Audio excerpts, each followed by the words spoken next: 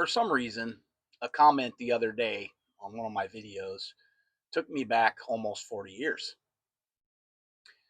Somebody was talking about dating when we were young, and it was a woman's perspective. But it wasn't about dating apps, not texting, not social media, actual dating. And I immediately remembered something that I hadn't thought about in years, and that was calling her house. Now, if you're younger, that probably doesn't sound like a big deal. But if you're already, around my age, you already know exactly where this is going. Because calling her house wasn't really calling her. You were calling everybody. Her dad, her mom, her brother, her sister, you know, whoever actually answered the phone. And every single one of them instantly knew why you were calling. You know, and I can remember sitting there staring at the phone, trying to work up the courage to even dial the number. I'd rehearse what I was going to say. Then I'd change it. Then I'd rehearse it again. And then I'd wait another 10 minutes. And I would muster up the courage. And eventually I'd dial. The phone would ring. And suddenly I would realize I wasn't nearly as brave as I thought I was. Because then somebody would answer. And half the time it wasn't her. A lot of times it was her dad. And right about then, my stomach would drop right to the floor. Hello? Uh, yes, sir. Is Susan there? I probably sounded like I was applying for a government security clearance. And the funny thing is, every guy my age knows exactly what I'm talking about because we all lived it. But the more I've thought about it, the more I've realized, I wasn't really remembering a phone call. I was remembering a completely different world. A world with actual friction, a world where things took effort, and a world where rejection was possible. And a world where courage actually mattered because there was no hiding behind a screen. And we see the younger generations doing just that. We recognize it. But it's no carefully crafted text message, no disappearing if things got uncomfortable. You had to live them down. No checking somebody's profile for 6 weeks before speaking to them. At some point you had to take a chance. And maybe that's why those memories stick with us. Not because of the phone, but because of what the phone required. Courage, risk, vulnerability. And that's where something hit me. The older I get, the more I realize that almost everything has changed the same way. Not just dating, everything. We've removed friction from nearly every single part of our life. And sometimes that's good. Technology has made life easier in countless ways. But sometimes I wonder exactly what we lost in the process. Because when everything becomes easier, some things become less valuable. Not intentionally, just naturally. I started thinking about my own life, about the businesses I've owned.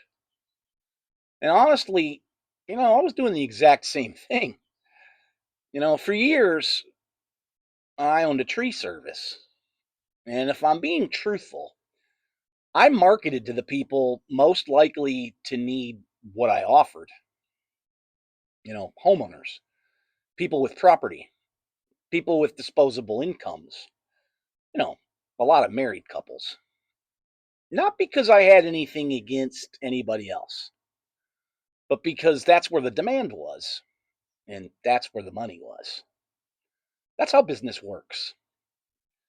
And then one day I found myself on the other side of it, single, starting over, doing things alone. And suddenly I started noticing things that I'd never noticed before. Hotels, travel, restaurants, cruises. Everything seems built around the assumption that there were two people. Now I understand why. Businesses aren't evil. They're responding to incentives. They're building for the largest market. The same exact way I did. The same way most businesses do. But once I saw it, I couldn't stop seeing it. And the funny thing is, it goes far beyond money. It affects everything: how we date, how we communicate, how we see relationships, how we see ourselves. You know, Social media even responds to incentives. Dating apps respond to incentives. News responds to incentives. Businesses respond to incentives. Almost everything responds to incentives. And most of us walk through our lives without ever even noticing it. I know I did for decades. And I was participating in the system while never really questioning why it looked the way it did. Then life happened. Divorce happened. Starting over happened. And suddenly I found myself looking at the world from a completely different angle. Not because the world changed, but because my position in it changed. Maybe that's one of the strangest parts of getting older. You start realizing that a lot of things were always there. You just couldn't see them before. And, just like the phone call. When I was 17, I thought the story was about talking to a girl. Today, I realize, that the story was actually about courage. The phone wasn't the point. The risk was the point. The uncertainty was the point. The possibility of rejection was the point. Not having a screen to hide behind was the point. And maybe that's why so many of these memories still feel alive all these years later. Because the things that require courage tend to stay with us. The easy things, they rarely do. And sometimes I wonder if that's the part kids today will never understand. I mean, they clearly don't understand it. I don't think they ever will. But I don't know.